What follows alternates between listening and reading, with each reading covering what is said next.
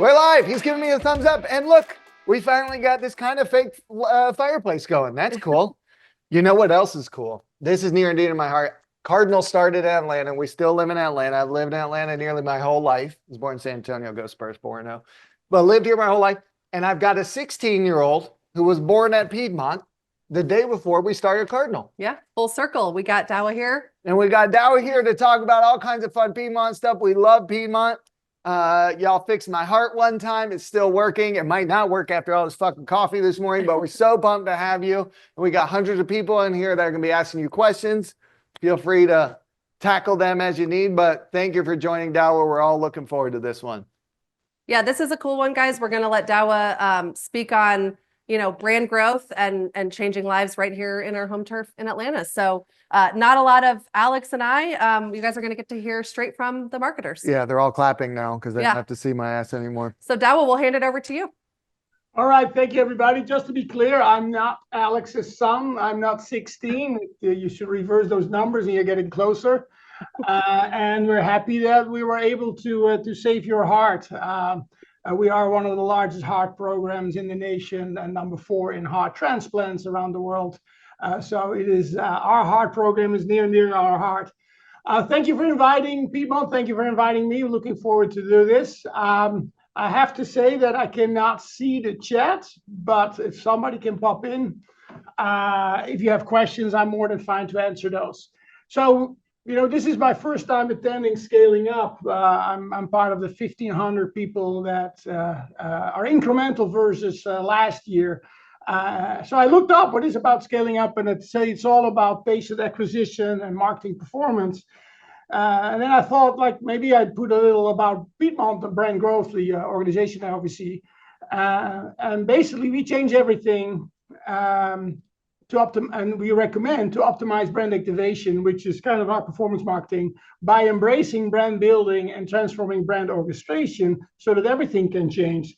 So given that I'm actually going to talk a lot about brand building and brand orchestration and less about marketing performance, you might actually want to end the meeting for now and come back later. But if you so choose to stay, I'm going to talk about Real Change Lives Here, our brand growth story, for the next 30 minutes. For many of you that are in Atlanta and in Georgia, this is maybe familiar to you, but for those from out of state, and I saw some people from out of the country, I thought in the chat earlier, somebody from India, somebody from an airplane. Piedmont is your, I would say, regular community healthcare system for the state of Georgia. We're the largest in the state. We're also the largest employer of Georgians that is based in Georgia. We cover about 85% of the Georgians. They live within an hour of our 27 hospitals.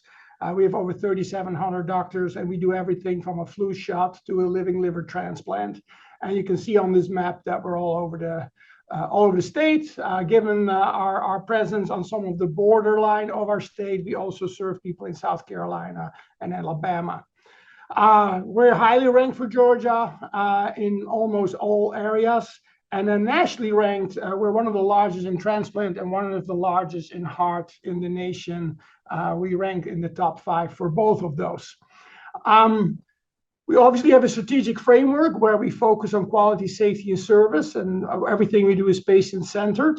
And that's supported by the talent that we hire and retain and develop. We grow rapidly. In 2017 or 2015, we were a $1 billion system. This year, we ended with $9 billion. So we ninefolded our system in the last decade. And that leads to better stewardship and better financial performance. And we're ranked in the nation in the top decile for financial performance by third-party systems. As I said, we're very patient-centered. We do a lot of insights and research and data analytics. You have to trust me on that because we're skipping the insights on that as we're focusing more on what we're here about today is acquiring these patients and patient acquisition. The vision for our brand growth organization, which includes all of our PR communications, internal and externally, all of our community affairs, all of our insights and analytics, marketing, as well as physician outreach, as well as patient/customer experience. So we have a wide range of organizations under what we call brand growth. And our vision is to change patient behaviors. They need to choose us by changing their perceptions as well as the experience, so that more patients select Piedmont for more services more often. As I go into what we changed, this is one of my favorite quotes from my fellow countryman, Vincent van Gogh. Maybe the name and the accent gave it away, but I'm originally from the Netherlands, moved to the US in '99. Van Gogh is originally from the Netherlands, and he moved to France several centuries ago. But one of the quotes he made was, "Great things are done by a series of small things brought together." So what I'm sharing is not about a silver bullet, one thing that changes it all. It's about many small things that together made the progress at Piedmont go faster and further. For today, I'm focusing on three things. When you look at how we focus on our patients, and we want to change their behaviors by changing their perceptions and their experiences, we look at three things. Optimize the brand activation. Many of you will call that performance marketing. Embrace brand building, which is all about strengthening the brand and enabling brand health growth. And then transform brand orchestration, which often is also referred to as patient experience. So if you look at those things, we took a step back when I joined Piedmont about 5 to 6 years ago, and we brought modern evidence-based approaches into the fold. If you get anything out of this presentation, go read the books and the white papers that I show on this page, and follow the people that I mentioned here, like Peter Field and Lisbonnet, Byron Sharp, and all of those others. If there's 2 books to start with to understand how brand building and performance marketing interact and how they strengthen each other, read How Brands Grow and Future Demand on the left, and go get the white paper, The Multiplier Effect, that just came out last month, on the right, and you will understand a lot of the things that we collectively are doing is rooted in evidence-based science from around the world. The other thing we did is, on top of the talent we had at Piedmont for a long time, we started to bring in talent from other brands. And here's the logos. Feel like an agency at this moment now. But the logos of all the companies we brought talent in. So the combination of all the science and knowledge from around the world, combined with the experience the people here at Piedmont had, as well as the folks that we brought from the outside, drove a different approach that we started about 6 years ago. We took all of that and translated into a flywheel. Another nice book you can read, Turning the Flywheel, by Jim Collins. On the right, you see the flywheel that Amazon is using, which is the case that Jim Collins puts in their book. And we made our own version.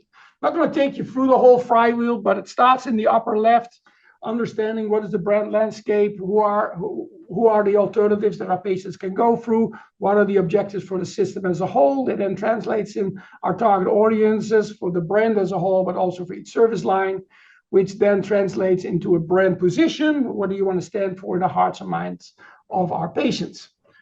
Then you basically start activating against that through building the brand for the long term, looking at metrics like awareness, activating the brand, so translating the awareness into conversion. Many of you call that performance marketing. And then once they choose the system, make sure you orchestrate their experience so they have the best experience.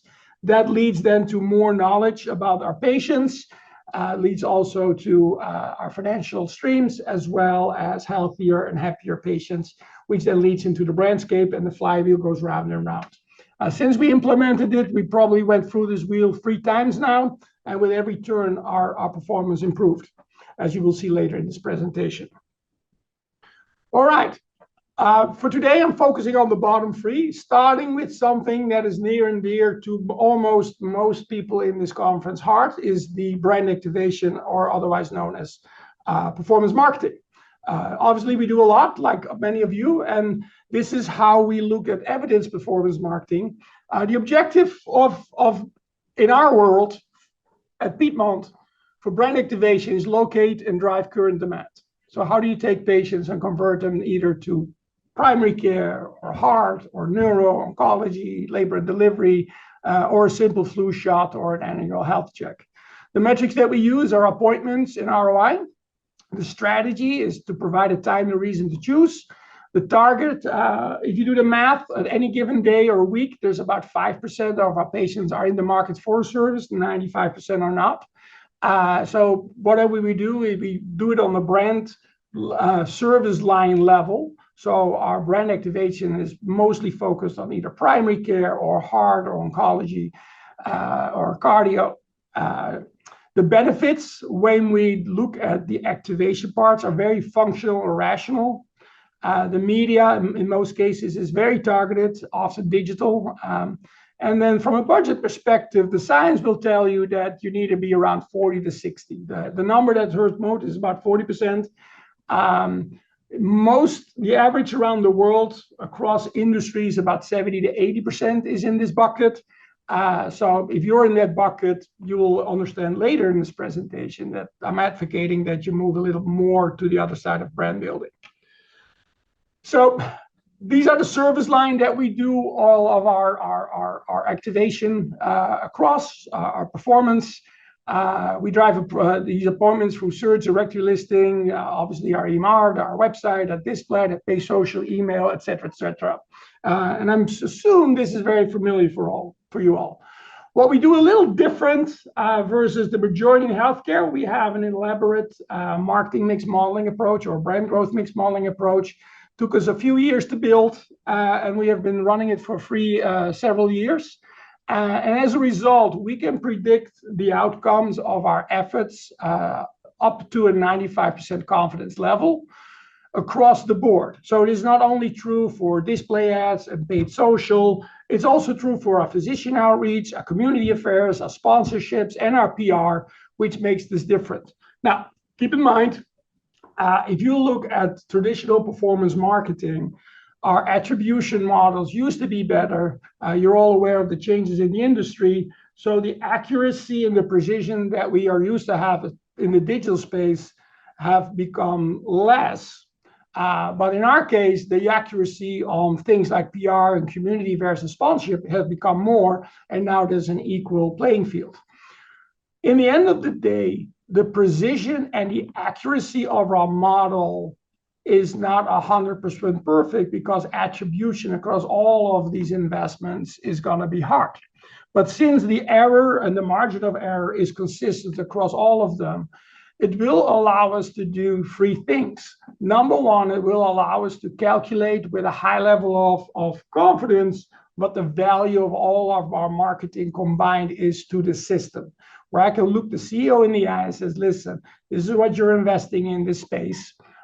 The people, the production, the agencies, the technology, whether it's Epic or Salesforce or Yext, as well as all the paid media, it's the total budget that I have. And for that budget, I'm delivering back to the system this amount of appointments and this amount of operating income.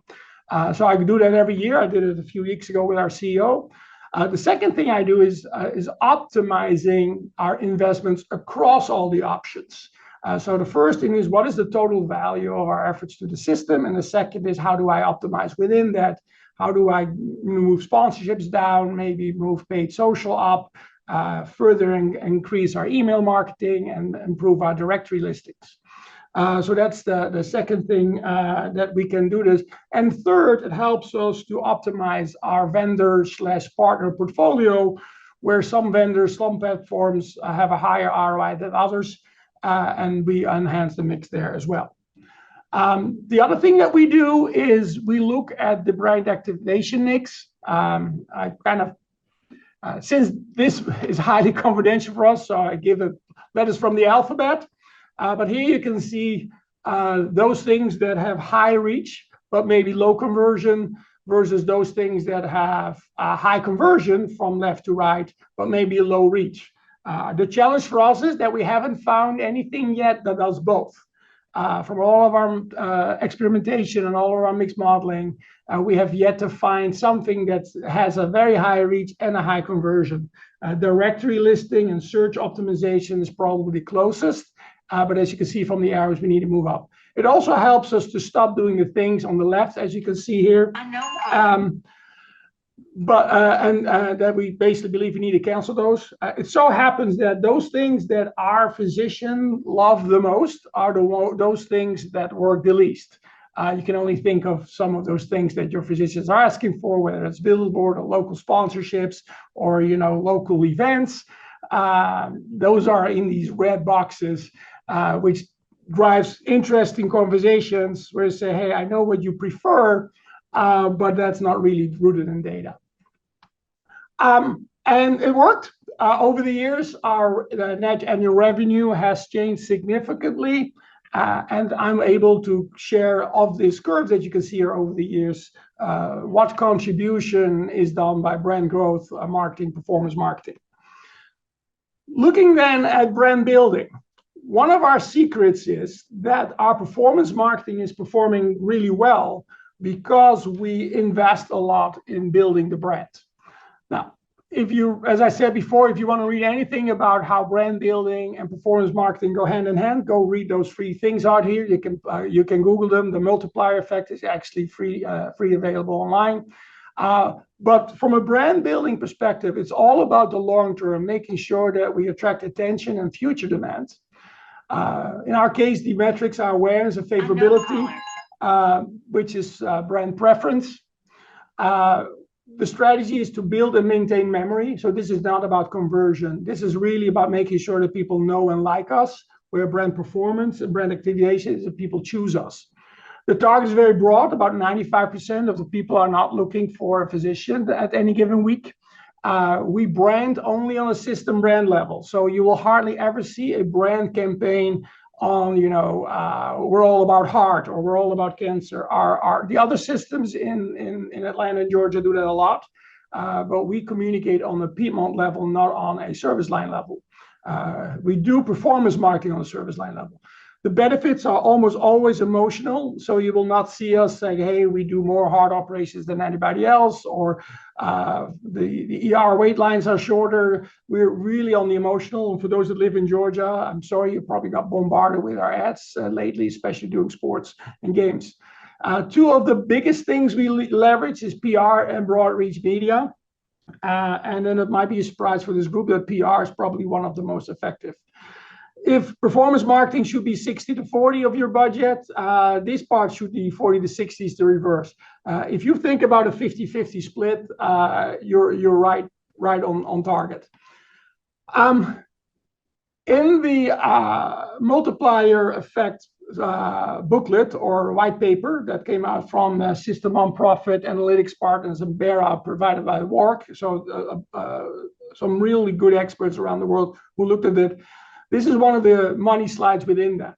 If you do performance only rather than a performance and equity combined approach, your ROI is probably, you're leaving about a 90% upside on the table. The same is also true if you're performance equity only and you don't do any, if you do brand building only and you don't do performance, you leave about 40% on the table. So the key is to do both. And as I said, if you do 50-50, you're great. But if you do only performance marketing, you're leaving a lot of long-term ROI on the table. If you only do brand building, you're leaving a lot of conversions on the table. So the whole message is to do both. And when you do both, you can see how in the funnel, the conversion is going up. If you look from the bottom, from left to right, number 1 is the weakest brand. Number 7 is the strongest brand. And you can see the stronger your brand is, the higher the probability is that you convert when you activate your brand performance and your marketing performance activities. So if you want to do yourself a favor, if you're in performance marketing and you want to increase your conversions in the short term and you increase your ROI in the short term, you should invest in your brand for the long term, because it gets more and more successful the stronger your brand gets. And there's a lot of science around the world to show that. But we at Piedmont, we proved it ourselves as we started a few years ago. Now, I talked about brand building being an emotional, not functional, being on a brand level, not on a service line level. This is what we used to do. It was all about functional. There was no actually no people in our ads. It was highlighting what we do: imaging, lab services, primary care. We're close to home. We're one click away, which is great for performance marketing. But we also use this to build our brand, and we changed that. As you can see, we started using warmer colors. For those that are not in Georgia, the colors of our background is the skin of a peach, combined with the red clay of Georgia. You can see a lot of Georgia elements. And our whole brand positioning is that we are empowering Georgians by changing healthcare, making it more human, warmer, and more emotional. And this was the first big campaign we came out with.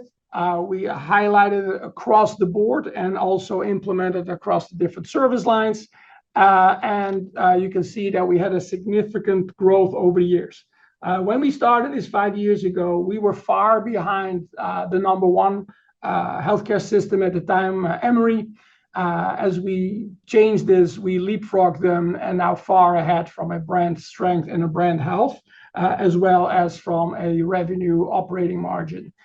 We used to be number two, and we're now the number one in the marketplace if you look at the brand as well as the organization's financial performance. And then last but not least, we also looked at the experience. So for your brand building, people know and like you. For your brand activation, people choose you. And the brand orchestration is basically all about making sure that people love you so much that they stay with the system, they return, and they expand. Here, there's not a lot of science around the world available to us. So basically, we hired help from people that worked at Delta, Home Depot, Procter, American Express, AT&T, Family Dollar to enhance our experience. And it's all about retaining and expanding our current patients. It's about adoption of our platforms and satisfaction of our patients. It's all about providing high quality, safety, and service. We're targeting all of our patients. It's on a service line level, sometimes on an individual physician level. The benefits are experiential, and the media are kind of our physical and digital touch points. Keep in mind, for us, in any given year, 70% of the people in our system were in our system a year before. So return is very important to us if you look from a performance marketing, because 70% of our office visits, 70% of our patients are people that were already with Piedmont a year before as well. Like all of you, we have our own patient journey where we highlight all these key touch points. And then what we've done through a lot of measurement and analytics is we make sure that all these buckets that we look at have a high contribution to the system from a patient adoption and patient satisfaction. If we learned over the years that those two metrics would go up, if people were engaged with these touch points that I'm highlighting here, we would double down. But also meant that we had some hard choices to make, because even they were cool and fancy and people talked about at the conferences and our vendors are pushing those, we had many things that actually had no strong correlation or causality with the satisfaction of adoption of our patients. They were just cool things to do with little value. So we basically stopped them, which also meant that we had to change our vendor mix. Results were good. Our patient satisfaction has been going up over the years as we were doing this. But I have to admit, we only started changing all of this about a year and a half ago.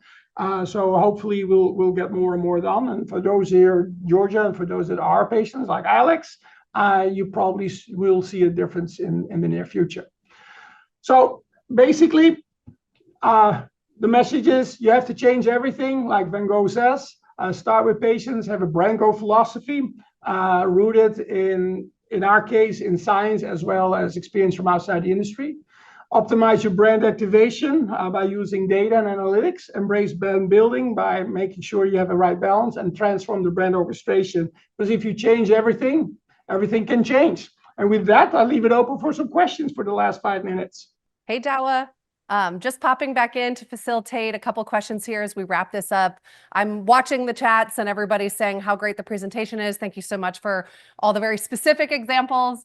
Love having you. I think there's a couple local Atlanta marketers on here too. Just loving hearing a local story from our home market. 2 quick questions that popped up in the chat, and we never have time for all of them, so we can always pop those questions over to you and get some answers over to these people afterwards. You mentioned something in the presentation about PR, And the group was wondering how you track the efficacy of PR and whether there's kind of certain KPIs to help you know that it's one of the most effective channels. Yeah, it's that was to the light of the PR department, which is not small at Piedmont. Yeah. We always had good story pitching. And I'm preaching to the choir here, you all in healthcare. I was new to healthcare, and I was shocked how large and how beneficial PR was to healthcare, coming from Georgia Pacific, where you hardly get any PR in toilet paper and paper cups. And before that was a Procter & Gamble, and we got some PR on Pringles and our brands, but it's nothing compared with healthcare. So we're sitting on this massive amount of impressions, but we actually didn't know what these impressions did for us. So it took us about 2 years to build a tracking mechanism. Even the marketing mix modeling vendors never done PR tracking. Through error, trial and error, we figured out to look at the existing PR impression measurements, divide them by channel, divide them by type of PR, divide them by stories, even by region, and we started tracking them. So it takes an effort to build it up. And then once we realized what stories work best where on what news channel. So for example, TV is the TV channels are not always the best. Actually, we saw a higher ROI on the mid-scale digital publishers, and then we started honing down and started, inserting PR strategies. We should talk more about primary care, heart, and cardiology in these regions, in these channels, rather than always going to, the best station here. And then that was measurable again. Now we can literally, I can literally tell the organization the awareness that PR is driving, but also the office visits that were generated PR. So PR is actually working from a brand building perspective as well as an office visit driver and marketing performance. And our PR team is over the moon about, like, we finally can show that we're adding value. Yeah, and you said ROI is high because it's only composition and an agency. So we don't, there's no tech platform to fund, there's no media to buy. Yeah. Yeah. But you said something important that I think is interesting. PR is capturing the stories, the amplification of those. And then you said you're using some of your mediums, your ad buys to amplify those stories, right? So it's kind of those two things working together. And I think that's a good take on it. And you mentioned MMM, and I think that's a great strategy for measuring some of these initiatives that themselves are a little bit harder to track when it comes to direct attribution. So definitely calling that out for everybody who's listening. There are a few other questions, which what we'll do after this, and this happens on all of our sessions, we'll compile all of those and get answers and kind of publish those out to the attendee list. But I know we're at time. Douwe, it was so great to have you. Next time we do this, you got to be sitting in the chair next to me because you're right down the road, or we'll come to you and we could do one of these things in person. But appreciate you being here on the panel. Great presentation. I know everybody learned a lot. For those of you listening in, we've got, I think, 12 minutes here to break. So grab a coffee, grab some breakfast, some lunch, wherever you are in your day. And then join me back here at 11:45. We've got a presentation by Matt Stringer, the CMO of Action Behavior, as well as our Chief Strategy Officer, Rich Briddick. So we're going to go really deep into a single brand and how they scaled. So we'll see y'all back here.